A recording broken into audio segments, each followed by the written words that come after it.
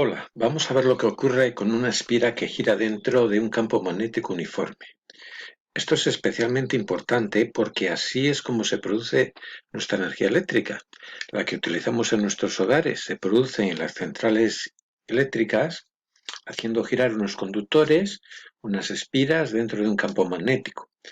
Luego, si comprendemos esto, vamos a ir comprendiendo la manera en que se ha creado la energía que nosotros utilizamos cada día. Esto es un estudio elemental, claro, en un generador industrial, en un generador de una central, pues todo es más complicado y hay muchos detalles técnicos a tener en cuenta, pero el fundamento es este que vamos a mostrar ahora. Os resultará sencillo si habéis visto ya los vídeos anteriores sobre el movimiento de una varilla dentro de un campo magnético y una espira dentro de un campo magnético variable, porque así ya estaréis familiarizados con la relación que hay entre los campos magnéticos y la electricidad. Pues vamos a ir viendo. Tenemos un campo magnético fijo, tenemos un imán, el polo norte del imán, el polo sur de un imán, y tenemos una espira cerrada, una espira conductora, y la vamos a hacer girar. Aquí tenemos el eje de giro y alrededor de este eje vamos a hacer girar esa espira. Y vamos a generar una fuerza electromotriz por la relación que hay entre el magnetismo y la electricidad, que ya le hemos comentado en la varilla que se movía dentro de un campo magnético, en una espira que estaba dentro de un campo magnético variable, etcétera, etcétera, etcétera. Vamos a ir haciendo girar esa espira y vamos a ir viendo qué es lo que ocurre. Mirad, si tomamos esta posición como origen, pues daros cuenta que habrá unas líneas de fuerza. Recordad que el campo magnético lo representamos mediante unas líneas de fuerza que van del polo norte al polo sur. Pero si tengo la espira en esta posición que está prácticamente tumbada, pues digamos no le atravesaría campo magnético.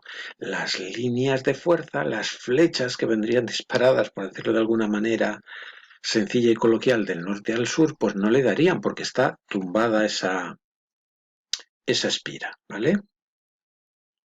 Luego hay prácticamente, dirá, bueno, pues le atravesará justo la línea que viene justo por aquí enfrente. Bueno, podemos considerar que prácticamente el campo magnético que atraviesa a esa espira en esa posición es cero.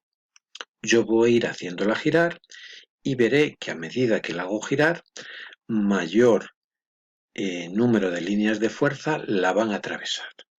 Por tanto, aumentará el flujo magnético de esa espira.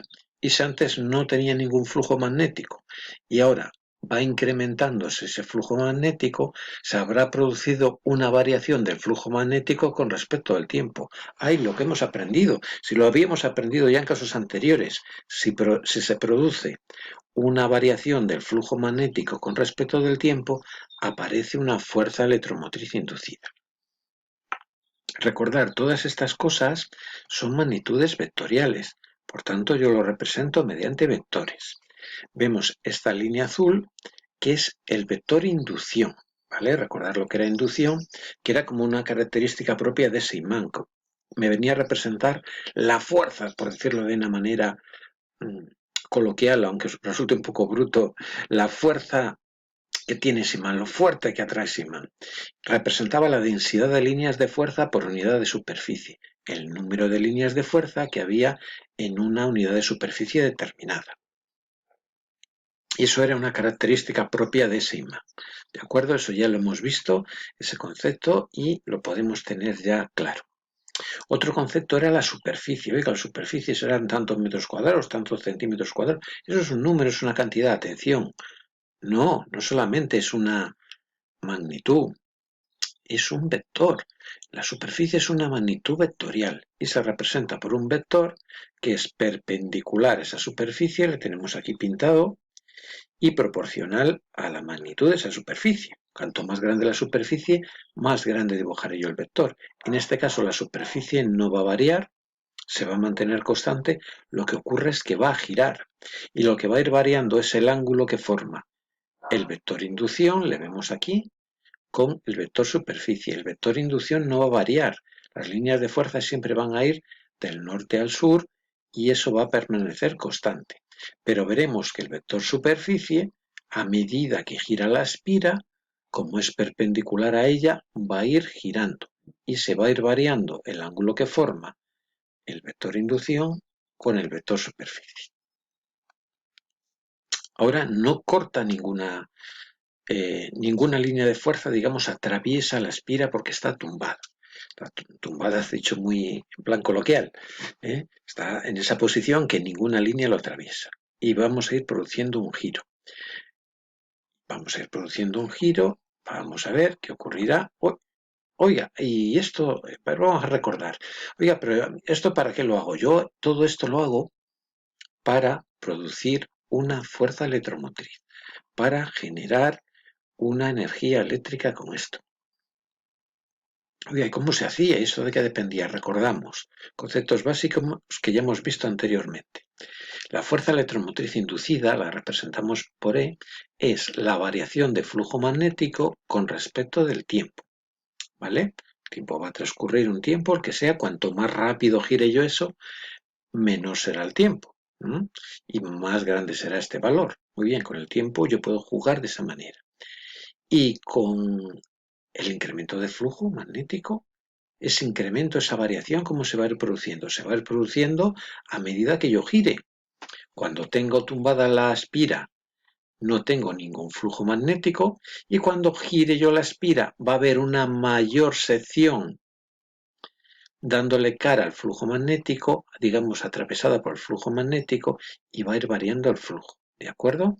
En este caso, la sección que está expuesta a la inducción electromagnética, a las flechas, por decirlo de manera inteligible, coloquial y descriptiva, las flechas que van volando del polo norte al polo sur, que esa manera de hacer las cosas parezca poco científica, pero es muy expresiva y a veces necesitamos ejemplos claros. La superficie expuesta a esas flechas, por decirlo de alguna manera, esas líneas de fuerza que van del polo norte al polo sur es ninguna, porque esa espira está tumbada y, digamos, se libra de esas líneas de fuerza, digamos, no lo atraviesa ninguna. Luego la superficie expuesta a ser atravesada por esas líneas de fuerza de la inducción que van del norte al sur es ninguna, cero en este caso, ¿vale? Vamos a ir girando a ver lo que ocurre. El flujo es cero, claro. Lógicamente, si la superficie es cero, oiga, pero hay una inducción, hay un poder, el campo magnético de Le Mans. Sí, pero la superficie atravesada es ninguna. Luego la inducción es ninguna. Vamos a ir girando y vamos viendo cómo eso va a variar y se va a ir incrementando el flujo magnético. Por tanto, se va a ir produciendo una variación. He girado y he visto que ahora hay un ángulo entre el vector inducción, que no varía, siempre va del norte a sur, y el vector superficie, que le tenemos aquí representado, ya ha habido una variación. Hay aquí un ángulo, ¿vale? Vamos a ver qué es lo que pasaría ahora. Ahora entendemos claramente que si van unas líneas del norte al sur, pues esas líneas, voy a pasar para atrás, pues lo cortan. No lo cortan como cuando esté perfectamente perpendicular, pero, digamos, si hay algún efecto. No es como antes que, digamos, se libraba de todas las líneas de fuerza, digamos, no le atravesaba ninguna línea de fuerza, ahora está ahí como a medio camino. No le atravesarán todas las líneas de fuerza, pero no es como antes que no le atravesaba ninguna. Ahí es una situación intermedia. ¿Y esa situación intermedia de qué depende? Depende del ángulo que forma el vector inducción con el vector superficie. En el caso anterior, si os dais cuenta, el ángulo era 90 grados, tengo vector superficie, tengo vector inducción, forma 90 grados y no le cortaba ninguno. Ahora ya tengo un ángulo que es menor de esos 90 grados y ya es atravesado de alguna manera por unas líneas de fuerza. Oiga, pero esto ¿de qué depende? ¿Cómo será? Y además otra duda que nos surge. Si hay una fuerza electromotriz, la espira es conductora, circulará por ella una corriente eléctrica. ¿Podremos nosotros saber esa corriente eléctrica cómo se va a comportar? ¿Cuál va a ser su sentido de giro? Pregunta interesante. ¿Lo podremos saber? ¿No lo podremos saber? ¿Será imposible? ¿Habrá que recurrir a algún principio raro? novedoso. No, no, atención, calma. Fijaros cómo está constituida una espira. Esta parte de la espira, vamos a fijarnos en esta parte, no es ni más ni menos que un conductor, ¿no? ¿Es un conductor, sí o no? Sí. Muy bien. Para que se produzca el giro, recordar, es necesario un par de fuerzas.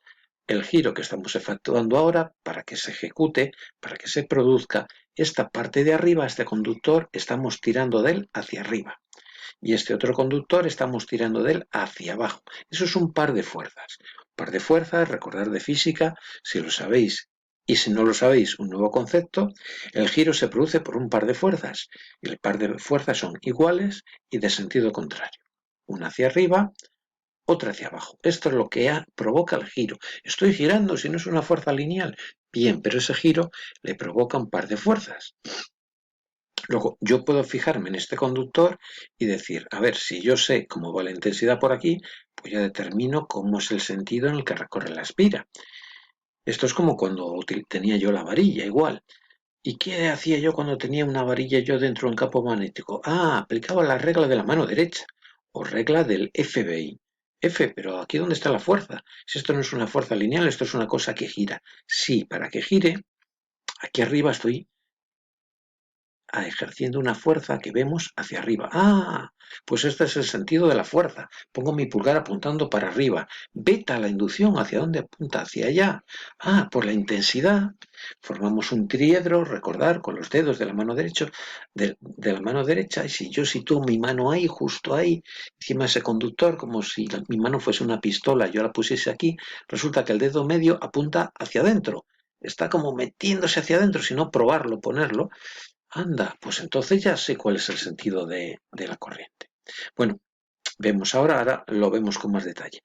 Llegamos a girar 90 grados con relación al punto de partida y ahora vemos que el vector inducción, lo tenemos aquí, y el vector superficie forman un ángulo de 0 grados, coinciden exactamente.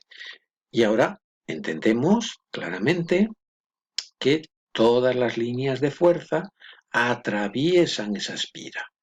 La hemos puesto perpendicular a las líneas de fuerza y todas las líneas de fuerza que puedan, que estén aquí en el ámbito de influencia de esta superficie, pues la atraviesa, no se libra la superficie de que la atraviesa ninguna línea. ¿Vale? Luego hemos visto un cambio, un incremento desde un flujo cero, que no atravesaba ninguna línea de fuerza, a un flujo máximo, en que ahora lo atraviesan todas las líneas de fuerza. Entonces ahora el flujo es máximo, sí. Oiga, pero resulta que, ¿qué relación matemática? Hemos puesto una pista.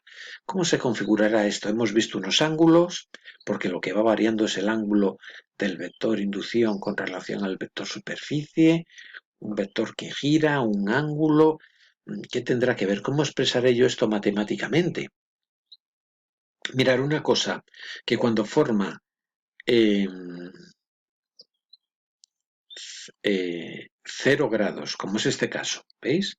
Forma el vector inducción y el vector superficie 0 grados. Una cosa que cuando forman entre sí 0 grados es máxima y cuando forman entre sí 90, como era el punto de origen, es nulo, es cero. Sé algo de trigonometría, sé algo de ángulos, me acuerdo de las matemáticas, pues sí, eso, mirar, esto con una función coseno, perdón, aquí se ha escapado, no ha salido por, no sé por qué, el alfa es el ángulo que forma el, el vector inducción y el vector superficie, perdón, que aquí no ha salido, no sé por qué, yo diría que lo he insertado, aquí ha habido algún problema técnico, pero ya no vamos a repetir el vídeo por ese pequeño detalle, porque andamos un poco apurados de tiempo. Entonces, mirar, si el coseno del ángulo si el ángulo es 0, el coseno de 0 es 1, con lo cual el resultado es este producto, beta por sección. El caso extremo, si el ángulo es 90 grados, coseno de 90 grados, 0. Esto se convertiría en 0, que es el caso del punto de partida, en el que ninguna línea de fuerza cortaba a la superficie de la espira. Esto, si lo hacemos matemáticamente, resulta que el flujo es beta, por sección, por superficie, por el coseno del ángulo que forma el vector superficie y el vector inducción. Esto es la fórmula general del flujo.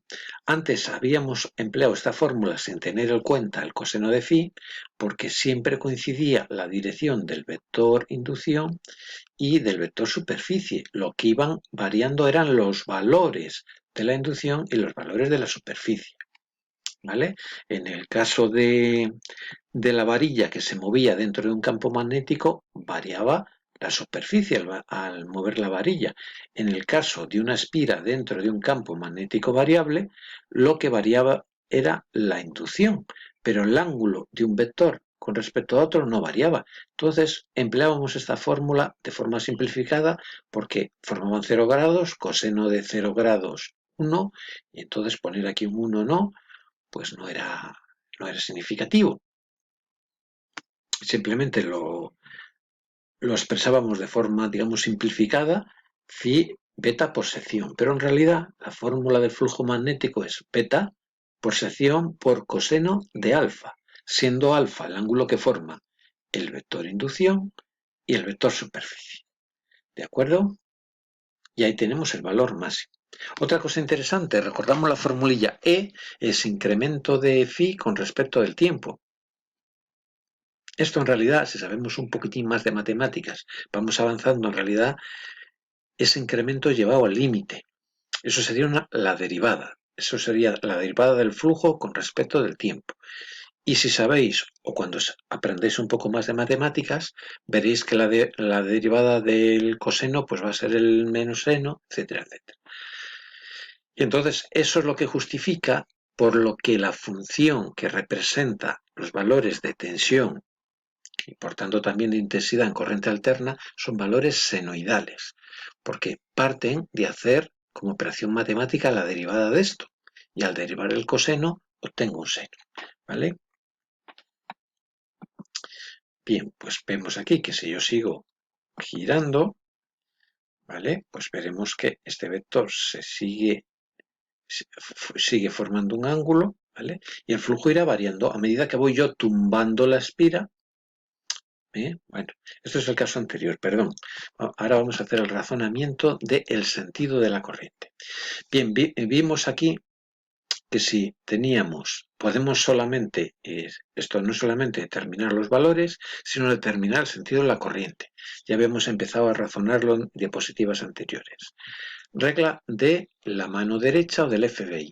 Fuerza, punta por arriba, inducción para un lado, veríamos que el dedo medio indica que esto está como entrando para acá.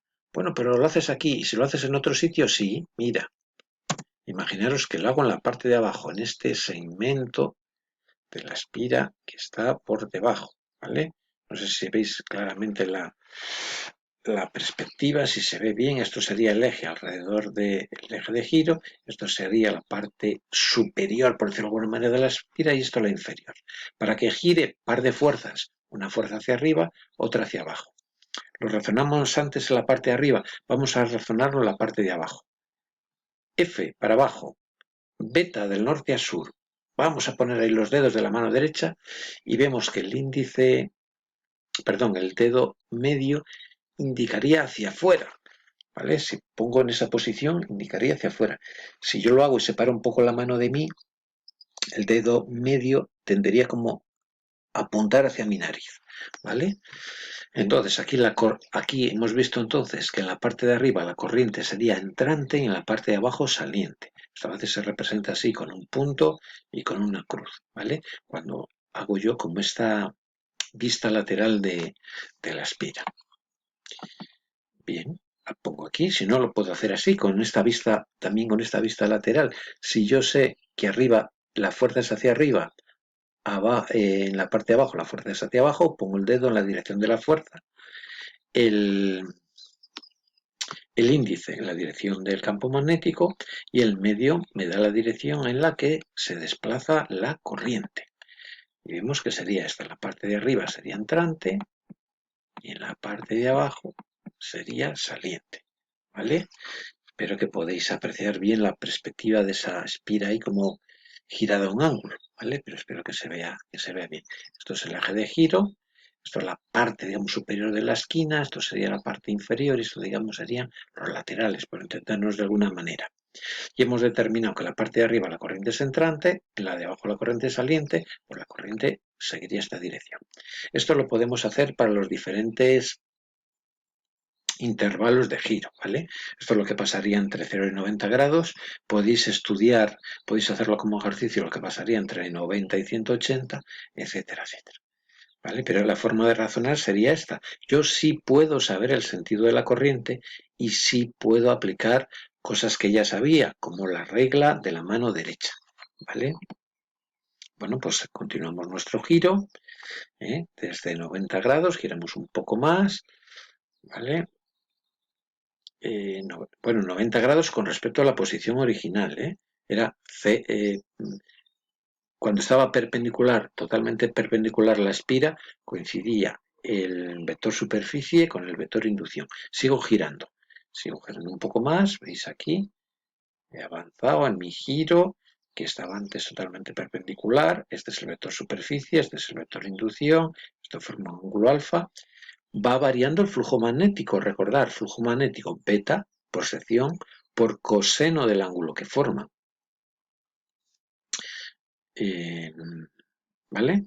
Esos dos vectores. Luego, si voy variando el giro, voy variando el flujo. Si se produce una variación de flujo con respecto del tiempo, entonces lo que ocurre es que se va a producir, se va a inducir ahí una fuerza electromotriz. ¿De acuerdo? Sigo girando. Ahora he girado 180 grados, ¿vale? Vuelvo a esta posición en que no le corta ningún tipo de flujo. Antes el flujo tenía un valor, ahora tiene 0 porque no le corta ninguna línea de fuerza, y si os fijáis un poco cuadra todo perfectamente con las matemáticas. El ángulo que forma ahora el vector inducción, le veis aquí azul, y el vector superficie es 90 grados. Recordar la formulilla del flujo, beta por sección por coseno del ángulo que forma. El ángulo que forman ahora es 90 grados. Coseno de 90 grados, 0. Y por tanto el flujo es 0. Y si lo razonamos desde un punto de vista físico más que matemático, pues vemos que si tengo la espira tumbada, pues ninguna línea de fuerza la atraviesa, porque digamos está ahí como camuflada, como parapetada la espira, y si esto fuesen flechas que lanzasen del polo norte al polo sur, pues ninguna flecha se le clavaría a la espira porque está ahí tumbada, ¿vale? Puedo seguir mi giro. Recordar, para que esto gire, un par de fuerzas. Alguna fuerza en un sentido en una parte de la espira, otra fuerza en sentido contrario en la otra parte, se provoca ese par de fuerzas, provoca el giro, puedo aplicar ahí, por lo mismo, la regla de la mano derecha, etcétera, etcétera, si quiero ver el sentido de la corriente. Para ver el valor, recordar el flujo beta por sección por coseno del ángulo que forma el vector inducción y el vector superficie, ¿vale? Y así podremos ir calculando o podremos ir deduciendo el sentido de las corrientes con esos principios que hemos mostrado. Giro y ahora habría girado 270 grados. Vuelve a estar toda la espira perpendicular a la dirección de las líneas de fuerza, lo cortan todas las líneas de fuerza, etc. ¿Es coincidente el vector inducción y el vector superficie? Mirad, ahora forma 180 grados. El coseno de 180 grados es menos 1, o sea que es máximo, pero de sentido negativo, ¿vale? Recordar que cuando se generaba esa fuerza electromotriz inducida, pues iba creciendo los valores, iban decreciendo, y luego se invertían, cambiaban de signo y llegábamos a un momento en que el valor era máximo, pero de sentido contrario. Pues esta alternancia de signos vemos que aquí también se da, ¿vale? Porque aquí el valor sería máximo beta por superficie por coseno del ángulo. E intentemos que es máximo, porque ahora pasan todas las líneas de fuerza por aquí, todas, está